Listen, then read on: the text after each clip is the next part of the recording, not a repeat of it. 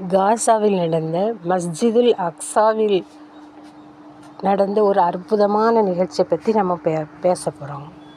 ஒரு பெண்மணி மஸ்ஜிதுல் அக்ஸாவில் தொழ வேண்டும் என்று ஆசையோடு வந்திருக்காங்க.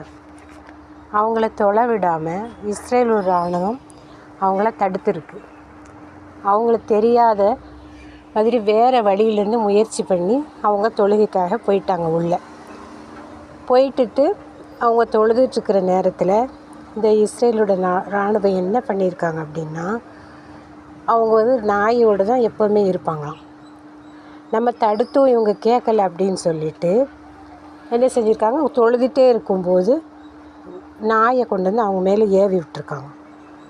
அவங்க அந்த நாய்க்கு எப்போவுமே வாய்க்கு மூடி போட்டு தான் வச்சுருப்பாங்களாம். அந்த நாய் வாயை மூடியை கழட்டிட்டு அவங்கள கடிக்க சொல்லி ஏவிருக்காங்க. ஆனால் அந்த நாய் அவங்கள பார்த்து குறைக்கவும் இல்லையா, அவங்கள பார்த்து கடிக்கவும் இல்லையா, மாறா என்ன பண்ணிச்சான், சஜ்தா செஞ்சிச்சா அல்லாஹு தாலாவுக்காக. அப்போ என்ன செஞ்சாங்க, அதை பார்த்துட்டு அவங்களும் ஒரு மாதிரி ஆயிட்டாங்க.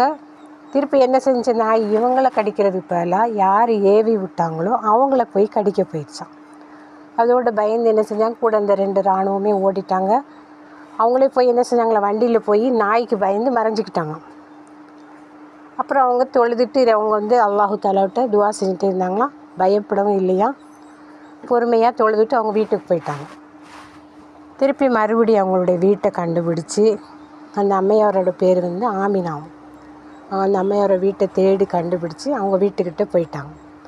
போயிட்டு அவங்க என்ன செஞ்சாங்க, அவங்களுடைய குழந்தைய பக்கத்து வீட்டில் போய் நீ ஒழிஞ்சிக்கோ அப்படின்னு சொல்லிட்டு அவங்க வெளியில் வந்தாங்க. வந்த உடனே அப்போ மறுநாள் என்ன செஞ்சுருக்கா, 2 நாயும் 3 பேர் வீரர்களும் போயிருக்காங்க. இப்போ போன உடனே மறுநாள் என்ன செஞ்சுருக்காங்க, அதே மாதிரி வாய் முகமூடியை கழட்டிட்டு கடிக்க சொல்லியிருக்காங்க. ஆனால் அந்த நாய் என்ன செஞ்சுருக்கு, மறுநாளும் அவங்கள பார்த்து குறைக்கல, கடிக்கவும் போல். அவங்களே கொண்டு வந்து கடிக்க சொன்னாங்களே அவங்களே மறுபடியும் குறைச்சிருக்கு, கடிக்கவும் போயிருக்கு. என்ன பண்ணியிருக்காங்க, பயந்து ஓடிட்டாங்க. இதுலேருந்து அல்லாஹு தாலா என்ன செஞ்சுருக்கான், அல்லாஹு தாலாவை வணங்குறவங்களை அவன் கைவிட மாட்டான். அல்லாஹு தாலா அவனுடைய அடியார்கள் மீது மிக்க அன்பும் உள்ளவனாகவும் இரக்கமுள்ளவனாகவும் இருக்கிறான். இந்த இஸ்ரேலுடைய இராணுவம் என்ன செய்கிறாங்க, கொடுமைக்கு மேலே கொடுமை, கொடுமைக்கு மேலே கொடுமை பண்ணிக்கிட்டே இருக்காங்க.